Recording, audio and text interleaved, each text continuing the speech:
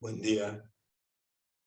Bueno, les quería comentar primero el tema de las clases presenciales, esperen que subo el volumen.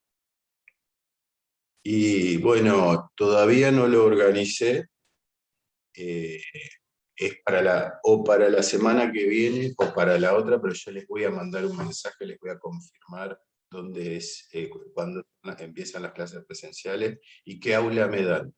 Tengo que avisar cuántos alumnos son con nombre y apellido para que ustedes después los controlen. No sé cómo va a ser el control. Pero no tienen que dar un aula grande. Piensen que no hay aulas grandes en la facultad y que nunca me dieron un aula grande, así que ya eso va a ser un problema. Pero todos los que me manden mensajes, yo los voy anotando y así empezamos cuando la semana que viene o la otra de las clases presenciales. Más allá de las clases, después voy a organizar consulta, capaz que también consulta presencial, pero ese es otro tema, porque con las clases deberíamos seguir con los temas, ¿no? Deberían seguir con ustedes que ya conocen las clases virtuales, que más o menos son los que se anotaron y algunos más. Entonces, el que no las pudo seguir, debería ponerse al tanto. Después con la consulta, no, con la consulta saltamos a cualquier tema. Eso va a ser en diciembre. Bueno, más que nada eso les quería comentar.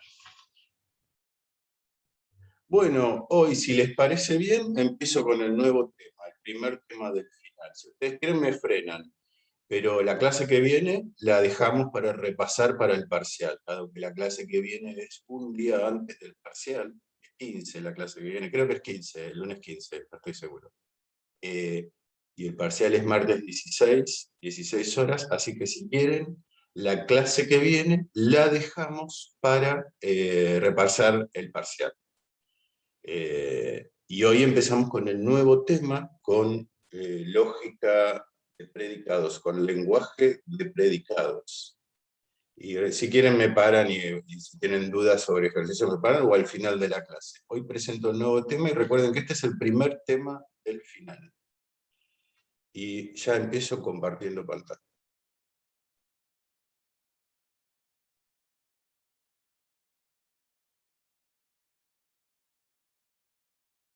Entonces, más allá del final,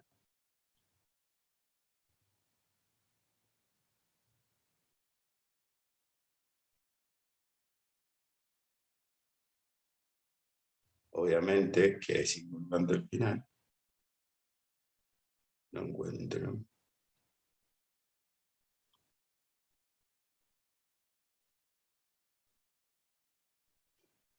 El final es el... después les paso bien las fechas del final por escrito, pero ahora se las doy oralmente. El final es viernes, son los viernes de diciembre. Presencial, viernes 3 de diciembre y viernes 17 de diciembre. Viernes 3 de diciembre es la primera fecha. Y viernes 17 de diciembre es la última fecha. Tienen que optar por una de las dos. Y el viernes 10 de diciembre es el final virtual. Siempre a las 12 horas.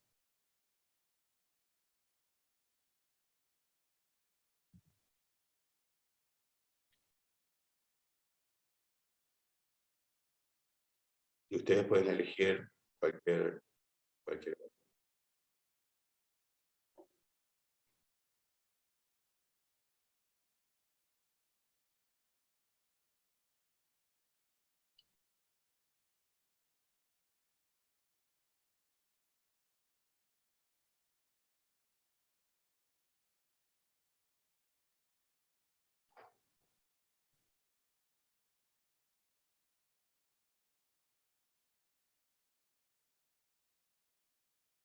Bueno, acá tengo un problema con la máquina, no estoy pudiendo compartir. A ver qué pasa.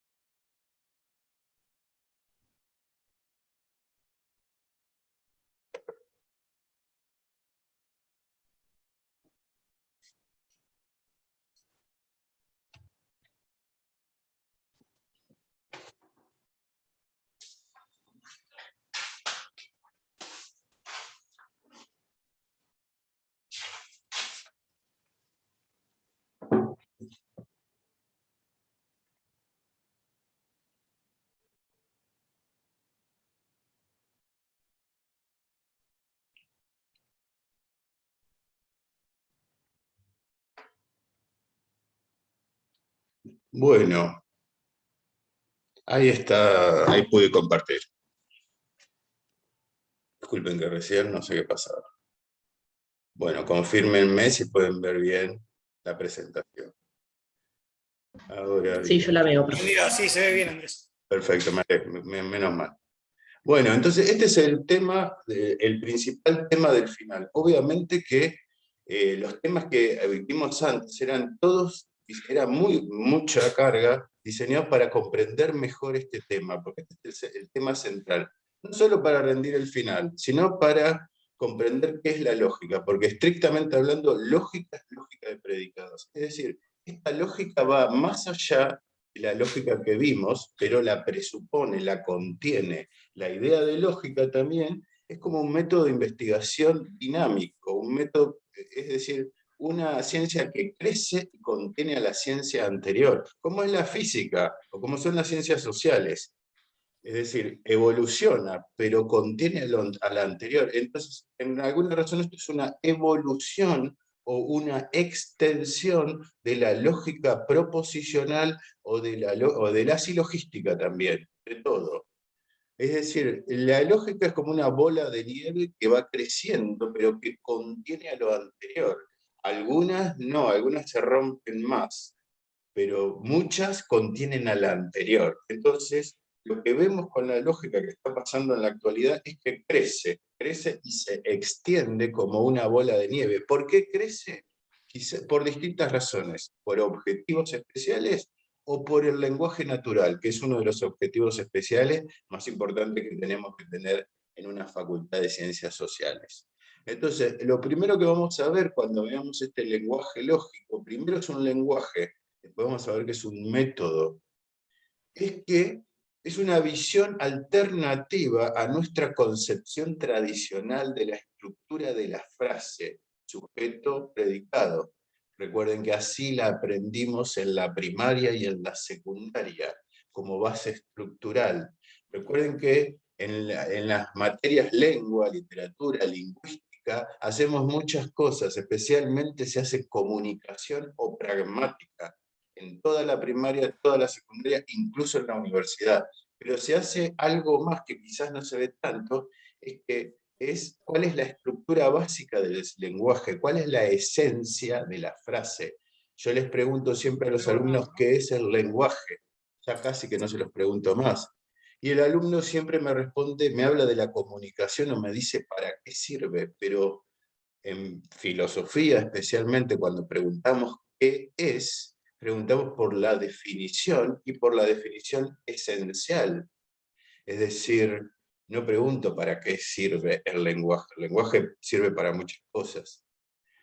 Se usa quizás para una sola, pero la esencia tiene que ver con la estructura y con los elementos minimales de la frase. Eso en especial lo vimos en la primaria y en la secundaria, son sujeto-predicado. Pero eso es una visión de la frase estructuralista del siglo XVII, XVIII y XIX, y que viene de la Edad Media y de la tradición antigua. Y no está mal, es una visión que todavía la usamos. Pero hay una versión alternativa que es de fines del siglo XIX y principios del siglo XX, que es la que tiene la lógica de predicados adentro.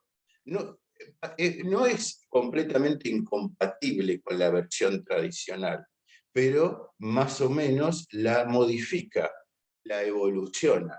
Y bueno, vamos a ver que en realidad no son simétricos sujeto y predicado en esta visión, sino que lo más importante es el predicado.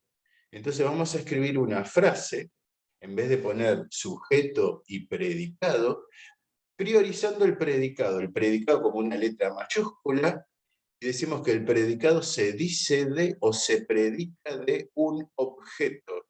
Ese objeto puede ser el sujeto o puede ser otra cosa, el objeto directo, el objeto indirecto. Es decir, lo principal es que vemos la frase como una función, como un predicado o una función. Es decir, es algo como la estructura matemática de la frase, pero matemático es un poco sesgado, es más bien la estructura general de la frase. se usan métodos matemáticos para analizar la frase, pero eso no quiere decir que la lingüística sea matemática. Y esto, en realidad, nosotros vamos a usar lógica, no vamos a hacer lingüística, pero este lenguaje es el que usa la tradición generativista, comenzando por Chomsky en la década del 50, para analizar el lenguaje natural, la frase, obviamente, muchos más métodos que nosotros van a usar. Esta es la primera parte. Es decir, esto actualmente es el método de la ciencia social más desarrollada, que es la gramática generativa o la lingüística generativa. Y en esa tradición, en la tradición cognitivista de la gramática generativa, Jerry Fodor, propuso por primera vez en la década de los 70, y actualmente hay una evolución de eso, que este lenguaje, y el método especialmente, le llamó lenguaje del pensamiento. Es decir, ¿qué es el lenguaje? No se los pregunto. El lenguaje es lo que lo que decimos, nuestro aliento, lo que escribimos, y también es algo antes de nuestro aliento y antes de lo que escribimos. Quizás ahora nos vayamos a adentrarnos especialmente en el lenguaje del pensamiento. Por eso es tan importante este tema, el último tema de la materia, y es el tema de final. Y tenemos ahora la base de toda la lógica que aprendimos para poder comprender mejor. Entonces, primero, estructura básica. No distinguimos más entre sujeto y predicado, sino que distinguimos entre predicado e individuo. ¿Qué es predicado? Predicado es ser bueno, ser rojo, es decir, es un verbo, es regalar, eso es un predicado. ¿Es un verbo o un verbo más un adjetivo? Regalar o ser rojo, ser bueno, etc. Y un individuo, ¿qué es? Especialmente es un nombre propio, Juan Pérez, pero también es o cualquier objeto. Juan Pérez es un objeto, una persona es un objeto, un animal es un objeto, un perro puede ser, sultán puede ser, individuo, minúscula. Pero también puede ser el objeto indirecto. Por ejemplo, si el predicado es regalar, R mayúscula es regalar, entonces A minúscula es Juan y B minúscula es un reloj. Entonces, fíjense que la estructura puede tener muchos objetos. Y bueno, vamos a decir que predicado e individuo, cuando usamos PQR, ABC, son constantes de predicado y de individuo. ¿Qué quiere decir constante? Por ejemplo, Juan Pérez es un nombre propio que es constante porque siempre designa al mismo individuo. Incluso lo podemos sacar del mundo en donde vivió y siempre lo va a designar. Por ejemplo, si San Martín viviera ahora, se enojaría. Pero bueno, San Martín no vive ahora, pero yo puedo tener el nombre propio, San Martín, y decir, referirlo. Hagamos de cuenta que vive, algo así. Entonces son constantes lógicas. Los nombres propios son constantes lógicas. San Martín es una constante lógica. El predicado es bueno, San Martín es bueno, es una constante de predicado, es una propiedad. ¿Qué es ser bueno? Desde un punto de vista lógico, pertenecer al conjunto de los buenos, porque ser bueno no puede ser otra cosa que un conjunto. Ser rojo es ser el matafuego, ser la manzana roja, etc. Y eso es existir en lógica de predicados. Fíjense que para poder tener un sistema, un lenguaje, un modelo, necesito tener en claro qué individuos hay en el mundo, o qué es ser en el mundo, o qué es existir en el mundo. Tras de la lógica de predicados hay problemas filosóficos u ontológicos. Por otro lado, las variables de predicado no las vamos a usar. Otro día hablemos de esto, en otro momento hablamos de esto, quizás no hablemos nunca de esto.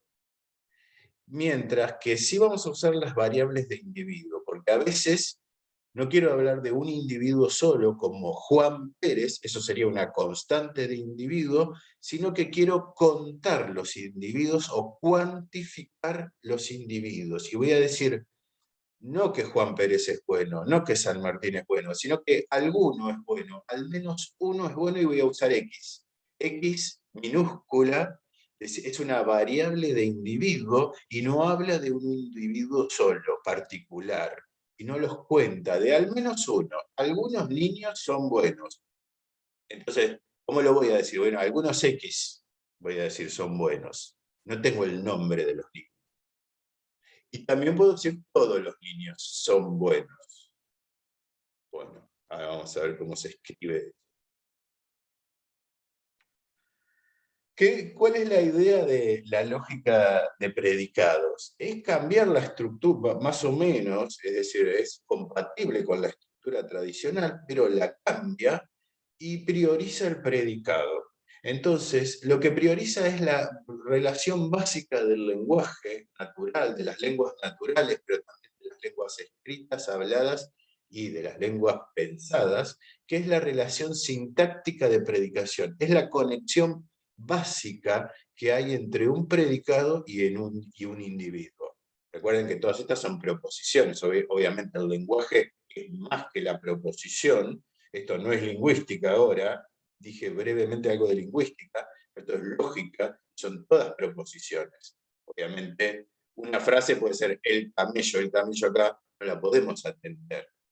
Acá las frases son proposiciones. Entonces la estructura básica de la proposición ahora es la relación sintáctica de predicación. Es lo que conecta el predicado bueno con el individuo San Martín. En San Martín es bueno. Ese inocuo verbo ser es una relación lógica básica, está antes de la lógica, o una relación no lógica en todo caso, es estructural, está antes de la lógica y está formando parte de la variable lógica. Todavía no tenemos las constantes lógicas. Ahora guarda con esto. ¿Qué es constante lógica? Constante lógica es las conectivas, conjunción, condicional, etc. Esas van a volver. Pero acá no digo constante lógica, acá digo constante de predicado, constante de individuo. Juntas arman la variable lógica. Tengan cuidado con esta terminología que ahora es un poco más complicada que en proposicional o en silogística. Es parecida, pero no es igual. Entonces, el predicado lo vemos como una función. Regalar. Juan le regaló un reloj a la hermana. Bueno, lo vemos, la función es regalar y los argumentos de la función los ponemos en minúscula y entre paréntesis. Después los paréntesis los vamos a sacar, pero por el momento es para que lo entiendan. Entonces, la propiedad es, fíjense, la letra mayúscula. Y las categorías principales son dos. Son las categorías. Las categorías son los elementos básicos del mundo. Las categorías de Aristóteles es lo que nos dice Aristóteles que hay en el mundo. Y bueno, las categorías son muy elementales para esta lógica. Son dos, el individuo y la propiedad. Pero estrictamente hablando, lo único que existe en el mundo son individuos. Las propiedades en realidad son conjuntos de individuos. Es decir, ser bueno es ser San Martín, un niño de la primera sala de jardín de infantes, etc. Conjuntos de individuos. Entonces, primero, propiedades. Le llamamos propiedades a los predicados en general, pero también le llamamos a las proposiciones que tienen un único objeto como individuo, es decir, una única letra de individuo, una única o constante o variable de individuo. A minúscula, constante de individuo, X minúscula, variable de individuo. Y el predicado es P, lo leemos así, P de A. P se dice de A, P bueno, bueno se dice de A San Martín, bueno se dice de San Martín es bueno. Y el otro lo leemos como X es bueno, P se dice de X, bueno se dice de X. X no lo traduzco porque no tiene traducción X. X pueden ser algunos o todos, todavía no sabemos bien qué es X, pero no tiene nombre. A es un nombre propio, X no es un nombre propio. Es una generalización de individuos. Y si tenemos más, entonces acá decimos, este es el predicado y esto es el sujeto. Como San Martín es bueno. Martín, sujeto, predicado, ser bueno. No lo analizaríamos así, le pondríamos ser, predicado verbal, bueno, predicativo, subjetivo, obligatorio. En algún sistema. En otros sistemas es distinto. Ya saben, esto es, en parte coincide con parsing o análisis sintáctico, parcialmente. En cambio, la relación, perdón, se me fue.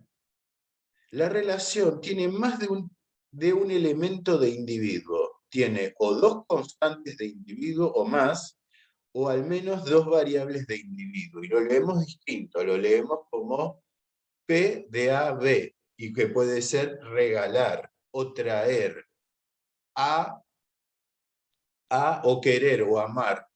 A quiere a B, P es querer. A y B son San Martín y B es Argentina. San Martín quiere a Argentina. O querer se predica del individuo San Martín y del individuo Argentina. San Martín quiere a Argentina. Argentina, los países son individuos también. Y acá lo leemos como quiere X ahí. X quiere ahí. Cualquier individuo indeterminado. Y vamos a trabajar, fíjense que esto es complejo y los individuos, las minúsculas pueden ser infinitas. Nada más vamos a trabajar con 1 y con 2. Vamos a simplificar para cumplir objetivos lógicos, porque estos son métodos que ustedes los pueden usar, van a ver cómo se usan en distintas materias como lingüística, en otras materias relacionadas, pero esos usos son más complejos y esto yo nada más les quiero dar las bases para que ustedes puedan, y lo van a tener que estudiar de nuevo para que puedan acercarse a ese nuevo estudio, a ese perfeccionamiento. Entonces fíjense que en este caso tenemos que las relaciones, decimos relaciones cuando hay más de un individuo, más de un elemento de individuo. Decimos predicado, querer, sujeto y objeto directo. Predicado, quiere, sujeto, San Martín, objeto directo, la Argentina. San Martín quiere a la Argentina. Y entonces así no las vamos a usar con tres nada más se los muestro para generalizar, para que vean cuál es la complejidad del asunto. No vamos a usar 3, capaz que algún ejemplo queda con 3, pero no van a aparecer muchos. Y vamos a decir regalar, por ejemplo. Ahora, predicado, quiere, sujeto, San Martín, objeto directo, a la Argentina, y objeto indirecto puede ser el día, en el día de la independencia, o a la hora señalada. Fíjense cómo se puede agrandar, se le pueden poner objetos, y se puede agrandar, pero la estructura básica es siempre igual.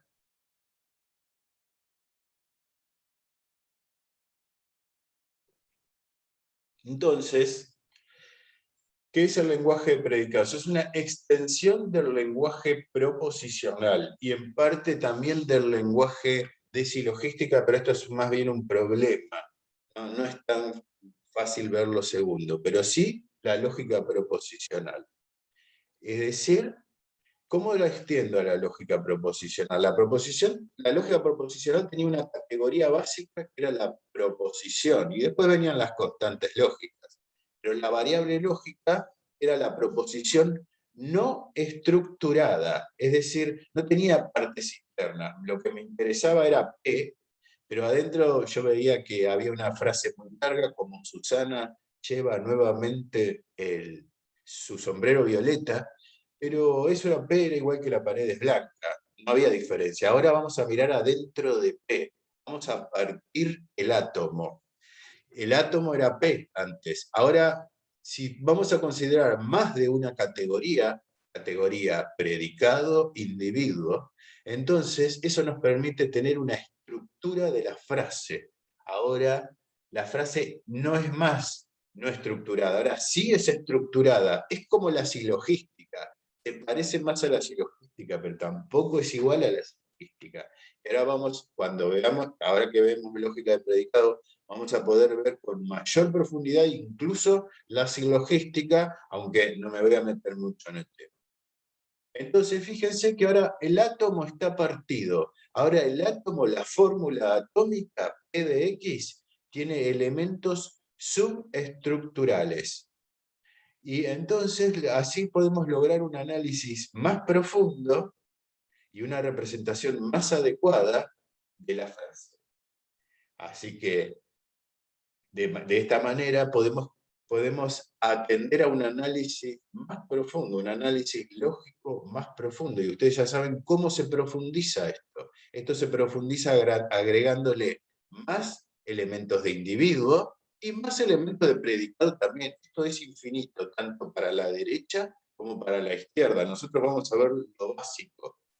Y recuerden esto, si bien no estrictamente esto es una clase de filosofía, porque hay muchos alumnos de otras carreras, que una definición del siglo XX de filosofía, ya saben, hay muchas definiciones de filosofía y no sé cuál es la correcta, nadie sabe cuál es la correcta, pero una definición es que la filosofía es el análisis lógico del lenguaje. Todavía hoy algunos lo admiten, y este sería el método no solo de la ciencia cognitiva, no es solo el lenguaje del pensamiento, sino que es el método o los preliminares del método de la filosofía analítica. Bueno, vamos a ver los primeros ejemplos. Ya saben, unario, ¿qué cuento con unario? Cuento la cantidad de elementos de individuo. Entonces, Juan es hombre, es como San Martín es bueno. Escribo, Juan es el elemento de individuo, J minúscula. Y entonces leo un único, quedan 10 minutos, ahora nos conectamos en el mismo lugar. Entonces Juan es el único individuo de minúscula, lo que estaba antes entre paréntesis, el único. Yo le digo unario, porque tiene un único elemento de individuo. Es un ejemplo unario, Juan es hombre. Y esto es un ejemplo raro, pero este ejemplo revela cómo la lógica de predicados contiene a la lógica proposicional. ¿Cómo escribirían llueve en lógica proposicional? Simplemente P, no hay ninguna constante lógica, ¿no? Ahora, ¿cómo lo escribimos en lógica de predicados nosotros que somos hablantes del castellano? Y esto es importante. ¿Cómo decimos llueve? Bueno, llueve lo escribimos así en castellano, pero esto es propio del castellano y de otras pocas lenguas en el mundo. ¿Qué tiene de característico? Compárenlo con otras lenguas que conocen ustedes. Bueno, otras que capaz que ustedes conocen Sí, otras que no hay sujeto. que no hay sujeto, claro, claro. Si saben inglés ya saben que llueve se tiene que escribir con sujeto. El sujeto después no se traduce, o es un sujeto bobo si lo analizan estructuralmente. Pero bien, bien dicho. El castellano es especial porque permite derribar el sujeto. Y eso son una de las pocas lenguas del mundo que permite hacer eso. Entonces, entre paréntesis, yo no puedo poner un sujeto acá. Tengo que poner y pongo el conjunto vacío, porque tengo que dar cuenta, el lenguaje de predicados me pide que ponga un sujeto ahí. Entonces tengo que poner el conjunto vacío, es decir, nada. Si me preguntan qué es lo que llueve, no es nada. Pero en inglés tampoco responde a nada el sujeto, pero está el sujeto. Sintácticamente tiene que estar el sujeto. Entonces, esto es un ejemplo nulario porque no contiene ningún elemento de individuo. Y esto les muestra que contenemos a la lógica proposicional. Ahora, el resto de los ejemplos son unarios. Por ejemplo, Juan es hombre, solamente tengo un elemento de individuo, Juan solo. Y ser hombre o es hombre es el predicado o la propiedad.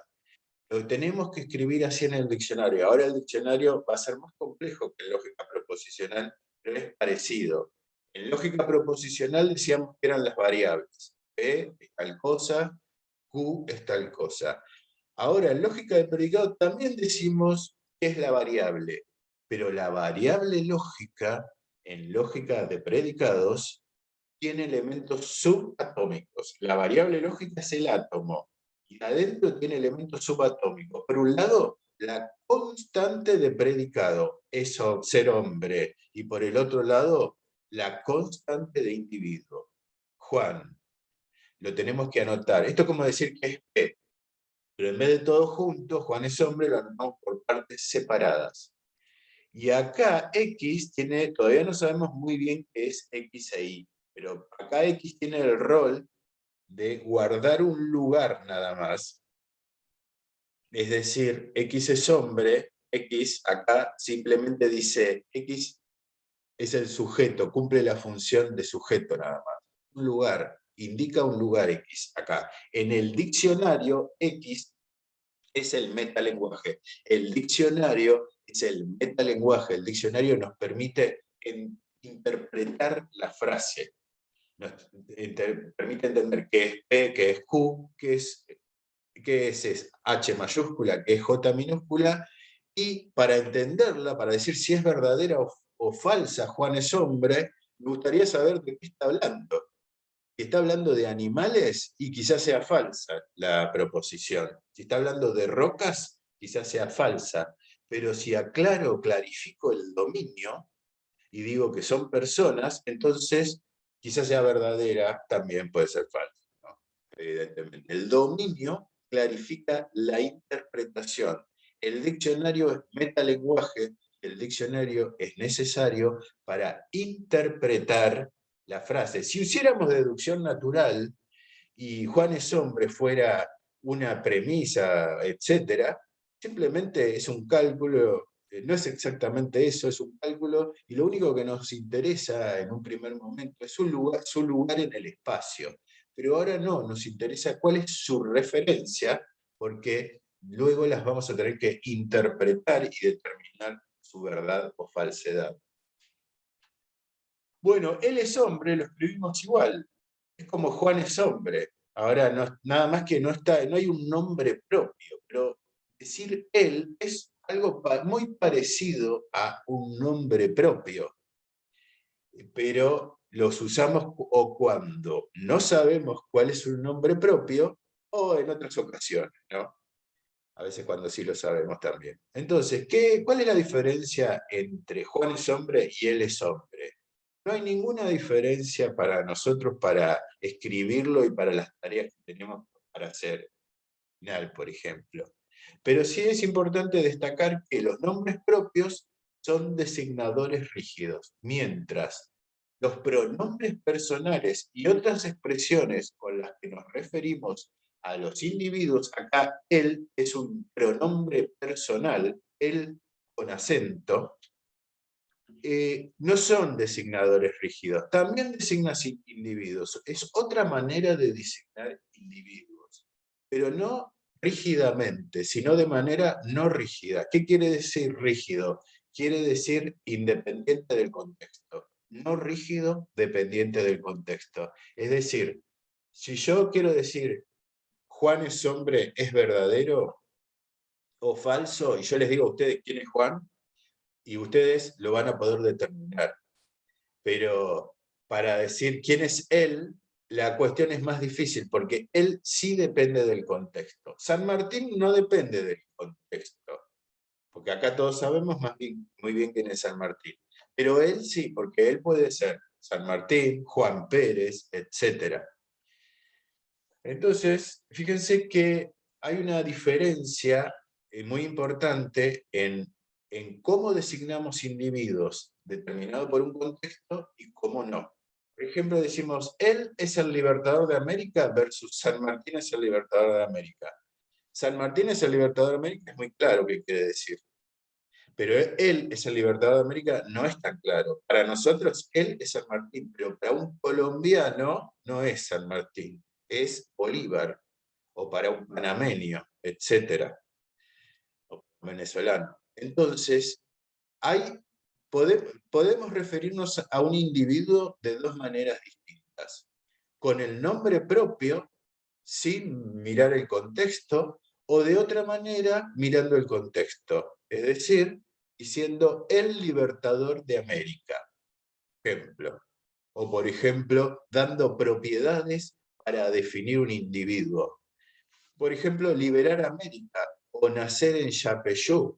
Pero piensen, esto es el test, esto es un test contrafáctico que nos permite ver cómo sí San Martín es un designador rígido. Es decir, si San Martín no hubiera nacido en Yapeyú, ¿habría sido San Martín? O si San Martín se hubiera muerto a los 3 años y no habría liberado América, entonces igual sería siendo San Martín. Porque yo lo puedo designar rígidamente a los 3 años antes de liberar América. Entonces, esa es la diferencia entre los nombres propios, Juan, y otras maneras de designar individuos. Ahora, el perro está ladrando. ¿Puedo hacer una pregunta? Sí. Profe, perdón, hago una pregunta. La cuestión del dominio me genera un poco de dudas. En el caso de, no sé, de la frase que estábamos Perdóname, usando recién, la de Sal. queda menos de un minuto, perdón. Sí.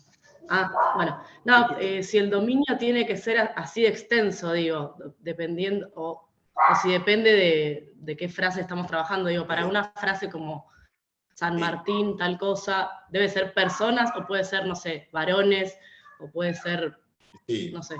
Sí, puede ser más chico, pero no puede ser muy chico. Por ejemplo, para San Martín no convendría que sea más chico. Por ejemplo, Marte, por ejemplo. Personas en Marte. No conviene, porque ahora lo voy a explicar, porque se producen paradojas. Ahora vamos a volver, es un problema, el problema del dominio. Tiene que ser más grande, tiene que ser grande. No muy grande, pero no muy chico. Por ejemplo,